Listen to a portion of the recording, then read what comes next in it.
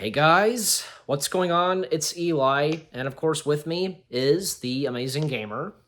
Hello, everybody. Yes, and now that's right, because of course, the Jurassic Park marathon is still continuing, and two more left. And now we're now coming right into the Jurassic World films. And with the first one that came out in 2015, and because it took quite a while, it took quite a while for another Jurassic Park film to come out. In fact, a decade after the last one came out, in 2001, it wouldn't be until almost like years after, and even after Jurassic Park 3 celebrated its 10th anniversary, we would of course get another Jurassic Park film, this time not titled Jurassic Park. This time it was called Jurassic World, and it had a fresh new cast, and yet the thing is, well, I don't know if people like thought of this, or I can't remember, but thinking that, oh, this is going to be like a reboot, or maybe it's not going to be tied in with, but no, it is actually. And because there are a few mentionings, of course, which we will dive right into as this review proceeds. But we'll come to you, Amazing Gamer. What are the first things you have to say about Jurassic World? Well, this was actually pretty exciting for me when I first heard that this movie was going to exist. And, much like any reboot with anyone, how anyone thinks about a reboot nowadays, I can give you a good example with a certain tank engine. It's not a very Yeah. good idea to do reboots, but in the case of Jurassic Park, it really was a breath of fresh air when I went to see this in the theaters with my Yeah. uncle and my cousins, and we came out of the theater thinking, this rivals the original movies. The consistency is great, the quality is great, the actors are really having fun with their roles. It blew me away, and I can't believe that this movie did so well. Me too. And I remember seeing it too with, I think like the first time I saw it, it was with my dad, and we both enjoyed this, and yeah, it was just great. And with and as I said, like fresh new cast of characters, like okay, the big top ones, of course, are Chris Pratt and Bryce Dallas Howard, as Owen Grady and Claire During. What do we have to say about the two of them? I think their chemistry in this movie together works really well. I'm a huge fan of Chris Pratt in anything he's in. Um, and their relationship between this movie, they start off as like kind of frenemies. Like one is sophisticated in the work that she does, which is Claire. She takes the work very seriously at Jurassic World. Meanwhile, Owen is actually a trainer for four velociraptors, most notably Blue, which soon to become a fan favorite of the Jurassic Park and World fans, and rightfully so. She's a very important character Right. after this movie. Um, and their chemistry as like they adventure through the Jurassic Park or Jurassic World together. It's really nice to watch them bond through the plots of the film. Oh yeah, definitely. And yeah, and because Chris Pratt, he was just getting started, like becoming big. Like this was especially a year after he did the Lego Movie and Guardians of the Galaxy, and yet he would start being in the Jurassic Park franchise, and he totally fits in this, and so does Bryce Dallas Howard. And the rest of the characters, like okay, we of course have the two like I think yeah, the nephews, that's correct, of Claire. We have Zach and Gray, Zach, Nick Robinson, and Gray, Ty Simpkins. I remember Ty Simpkins just 2 years before this, like he was in Iron Man 3. So, okay, what do we have to say about those two? I definitely say their brotherhood bond works pretty well in this movie, and at the beginning, obviously Gray is he's obsessed with like old timey dinosaur stuff, and we even see his first shot at the beginning of the movie is him using one of those old like kids. Look at this, you can change the pictures into little snaps of the camera. Those kind of really old toys, and I used to have Yeah. those when I was a kid. Oh, me And too, his older yeah. brother, however, is more interested in girls, as most teenage boys are at that age. And obviously, that, it pushes the brothers away from each other. But over the film, they grow a bond being stuck with each other on Jurassic World. Yeah. And speaking of like that toy thing that Gray had, what was that called again that he had? Like, you could flip the pictures? I think it was called like something Snapper or something. I can't remember the name of the camera in the movie. But we do Right. see the name of it at some point in Gray's first shot of the movie. Yeah, so you had that and I had that too. Like I could remember a few things that I've had of that. Did I had this and did you have this too? Like any of those those like Thomas ones? Oh yeah, I always owned a bunch of Thomas ones, especially from the hit era. Yeah. Okay. Well, all okay, but anyways, so and of course they are on their way to like the island basically where Jurassic World is and they do come they actually I can't recall, but Katie McGrath, best known for being in Supergirl as the daughter of Lex Luthor. In this, she is Zara. Is she like Claire's assistant or something? I forget. She is, Right, and right. she works in the control room alongside a kind of computer nerd he's an easy pushover, but he's kind of funny to watch in the movie. He was something I really liked. Yeah. And of course, Zara and that guy's character, I can't remember the character's name, but they kind of the guy kind of gets feelings for Zara, but she's like, "Well, I have a boyfriend." And I'm like, "Oh, I know that Actually, feeling." wrong. It's not Zara. It's Laura Lapkett's character named Vivian. Oh, yes, yes. Yeah, that's right. So yeah, and oh yeah, because Lowry, that's his name, played by Jake Johnson, because he at one point we do see him wearing like a Jurassic Park shirt, which of course a nod, which that's nice, you know. Yeah, it's nice that they do call back to the originals, and it's not even something great this movie does is like they call back to the original movies, but not in a way that insults the source material. It's not rewriting any of the history of the movies. It's just continuing on in a more original and fresh way. And speaking of the original movies, Henry Wu, the guy that literally all he does in the first movie in the raptor egg room is just nod his head. He plays a big role in the World Series, and I'm really surprised by that, but I loved it. Yeah, and from what I can tell, like in the Jurassic World films, he kind of became like evil or greedy or something. Yeah, and he did develop some sort of greed through just after the first movie and throughout the second. And there's some people saying either he's going to either be redeemed or die in the third one, but remains to be seen, I suppose. We'll wait until the third movie drops. Yeah, because I have seen like yeah, I because in the second trailer, like I think it's kind of hinted that it seems like he's like regretted on what he's done or something like that. I don't know, but we'll just have to wait and see until Jurassic World Dominion comes out. But also, Vic Hoskins, played by Vincent D'onofrio, he is basically like the jerk in this and kind of evil and such. What do we have to say about Vincent D'onofrio in this?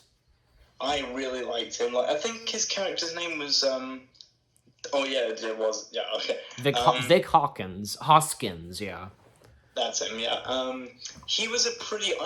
Halfway through the movie, I didn't actually think he was going to be a villain by the end.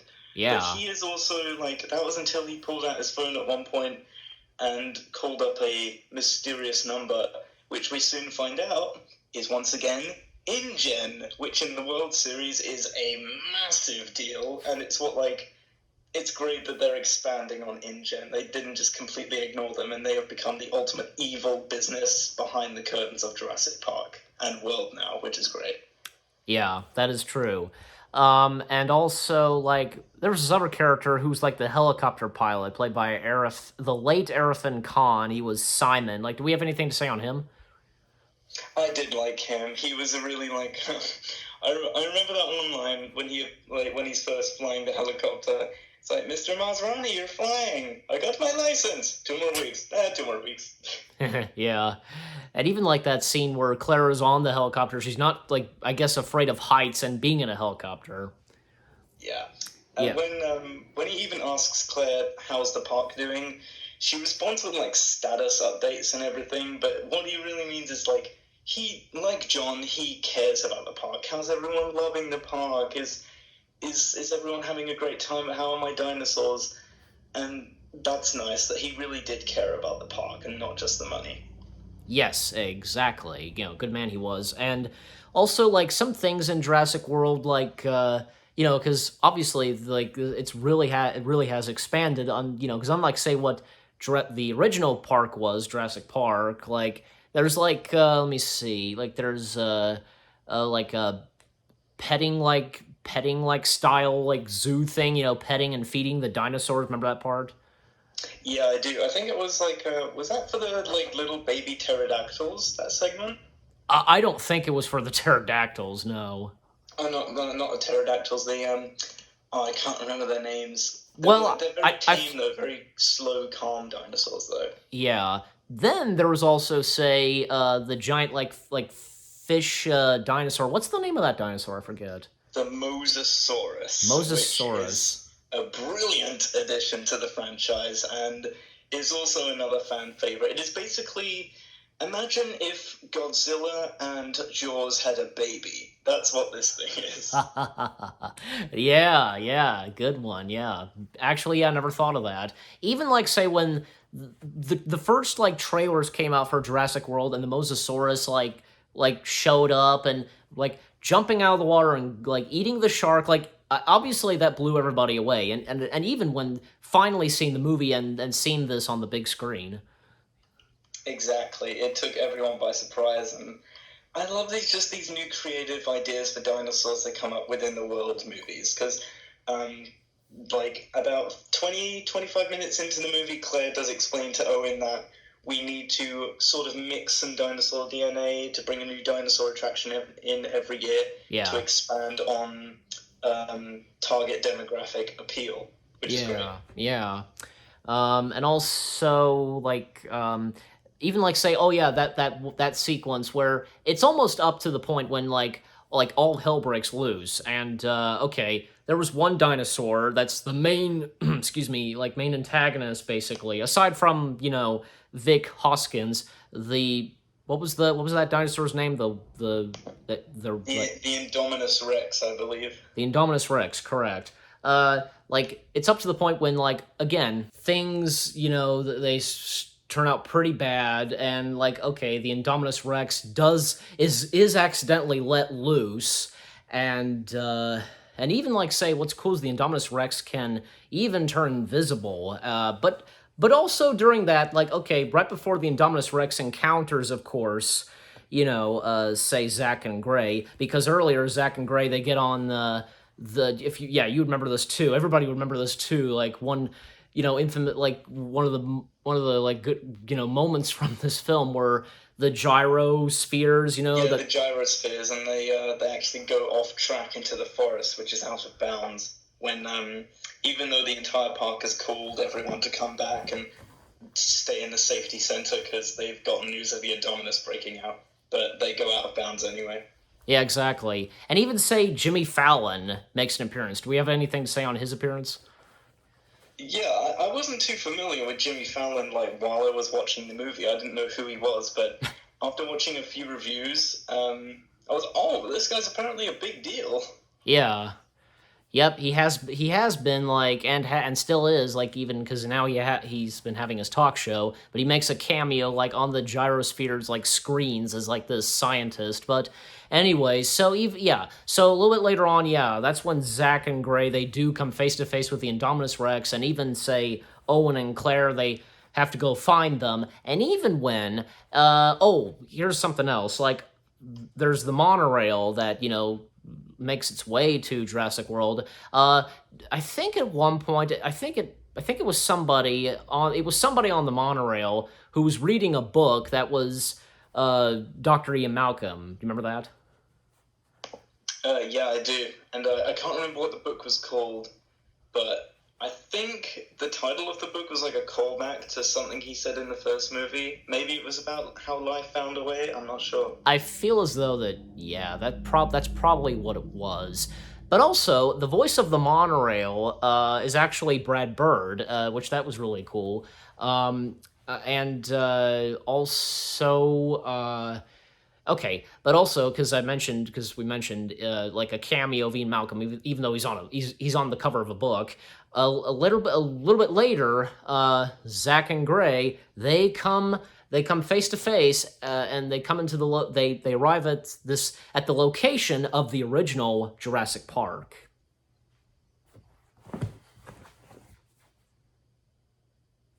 Anything you have to say on that? Yeah, sorry, I thought I turned off my mic for a second, but Oh. yeah, I do definitely think that I think even a motif of Jurassic Park was playing in the background, like the Mm-hmm. more silent-ish music that played as an ambiance from the original film. I Yeah. think it was even taken from the credits of the first Jurassic Park, and that was really nice, to see the the rotten, withered sort of paintings and everything on the wall of Jurassic Park, and the banner that had fallen down was a big giveaway where the T Rex had knocked it down in the first film. And when I saw that in the cinema, it actually did. It made me shed a tear because I was, oh, they remember. That's so nice. Yep, of course. Yeah, and why wouldn't they? And yeah, and even like say Zack and Gray, they do hijack and they get a old Jurassic Park Jeep fired up, and I do recall that I remember seeing this too. The night vision goggles were in there too. Yeah, I do like that the night vision goggles were like stashed in the back. And I think you can even briefly, only for like a split second or one shot, actually see the flares that Alan Grant used to lure the T Rex away during the breakout scene of the first film. Oh yeah, that's right. And also up to this, all the pterodactyls are let loose, even like kill accidentally, like the killing Efron Khan in his helicopter. There's a helicopter crash. And what about that sequence where all the pterodactyls come in and they're all flying and even like swooping and like snatching a couple of people, including say Zara. Yeah, it was a really intense scene, especially when Sarah was taken not only up into the air and like dragged between three different pterodactyls, but then when you see her get dropped into this large water area, it's like, oh, she's just on the shore in the ocean. She say, wait a minute, oh no. And then when one of the pterodactyls picks her up again and starts to make off with them, whoosh! You can actually see the Mosasaurus about to clap on to the bottom half of the pterodactyl, and you can see Zara actually touching the inside of the mouth before she's chomped by by both creatures, both Zara and the pterodactyl being chomped. And fun fact, the Mosasaurus has two sets of teeth, meaning it Yeah. would have shredded Zara in half. Yeah. Yeah, what a way. That was a gruesome death for Zara. And yeah. And of course, like, they all, of course, Clara and Owen, they do, of course, meet up with Zack and Gray. I just like that moment where, yeah, even like, say, well, Owen, like, and a bunch of other, like, troops, they come in, they're like, I guess, firing on the pterodactyls, tranquilizing them. I don't know. But even Clara saving Owen's life at one point, and of course, they do kiss finally. Yeah, they have that classic kiss scene, and then Zack and Greg quickly reunite with Claire, and she's like so happy that they're safe and everything. And all Zack and Greg have to say is, "Who's that? We Yeah. work with each other." Exactly, yeah. And I also like this at one point where at the same time, like, like Zach and Gray say that they wanted to stay with Owen. Remember that part? Yeah, it's like, "Can we stay with you? Don't worry, I'll never let you out of my sight." No, no, no, him. Yeah, definitely him. Yeah, that's how it goes. That's how it goes. That was a funny moment there. And I think at one point it seems that, yeah, Owen and Claire and the others, they do actually event like team up with Vic and to also have Owen's like raptors and of course Blue to track down the Saurus. And like the raptors are running and Owen's on a bike. And Barry, who's played by Amar Sy, because he's on like this Jeep, or I forget the name of it. But anything to say on that sequence? Yeah, it was a really cool and new, innovative sequence for the Jurassic franchise. Just seeing, like, it's really cool to see the dinosaurs be like allies to the humans. Although in a following scene, it doesn't last very long. But while it lasted, seeing Chris Pratt, the guy who practically raised these raptors, ride alongside them into the forest to take down the Indominus, it's a really cool scene. And I did laugh when someone said in the control room, it's like, "You recording this thing?" And takes a sip of a milkshake. Okay. And yeah, and of course, like and to speed things up just a little bit, like even say Vic meets his demise when one of the raptors does kill him, like brutally, like blood is splattered. Like, anything you gotta say on that? Yeah, And this was also foreshadowed because he did attempt to carefully pet. I think it was the same dinosaur as well that bit his hand. The same Yeah, raptor, and he probably. did pat him, and that was when I thought he would be redeemed. But then of course he called in Jen, and then now we're here, and he tries to do what Chris Pratt did, like hold the raptors carefully, but that doesn't work because they know he's a bad guy. So Yeah. he kicked the bucket at the end of the day. Yep. And that's when, of course, they're outside, and what's the name of that dinosaur again? The what raptor? Like Indominus Rex. Indominus Rex. The Indominus Rex is out there, and they're trying to run away from the Indominus Rex, and even like Blue and the other raptors stopping the Indominus Rex. All the other raptors get defeated by the Indominus Rex, except for Blue. But that's when, most infamously, Clara unleashes the T-Rex, and which being the same T-Rex from the first Jurassic Park film.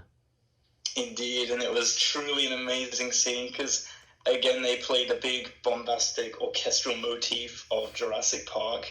Like, dun dun dun dun dun dun. Yep. It was Dun, such a dun, cool dun. thing to hear in the theater for the first time. Yeah. And the iconic T-Rex roar, definitely. It was great to hear that again. Yeah, definitely. And also, it also delivered the classic quote of "We need more teeth." Exactly, yeah. And so, yeah, the T-Rex and the Velociraptor, like, they're fighting off against the Indominus Rex, but even up to at one point, they're all roaring at the same time, but that's when the Mosasaurus comes in. Like, anything to say on that?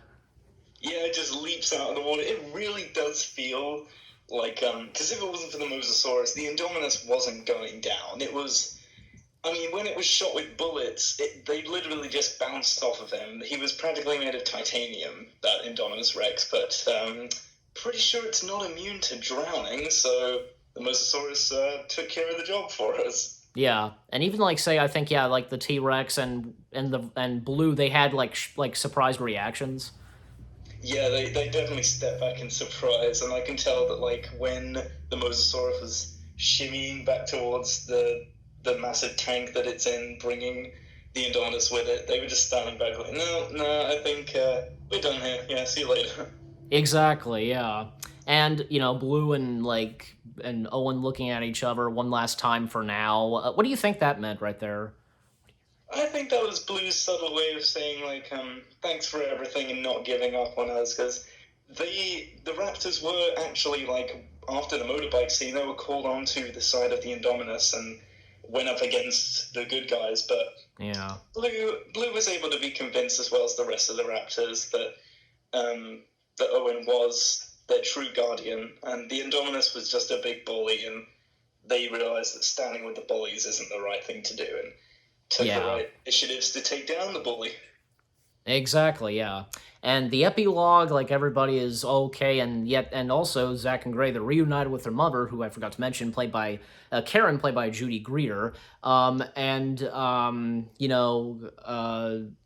also like one of the last few shots, of course, is the T-Rex like on top of this building, and he gives one last roar before the movie ends, and like that basically kind of means that like he's ruling part of the island, I guess, and like the now deserted, abandoned Jurassic World. Yeah, truly the king of the new Jurassic World and the new jungle once again. A whole new island of new things to roam around in without the tyranny of human beings. Yeah.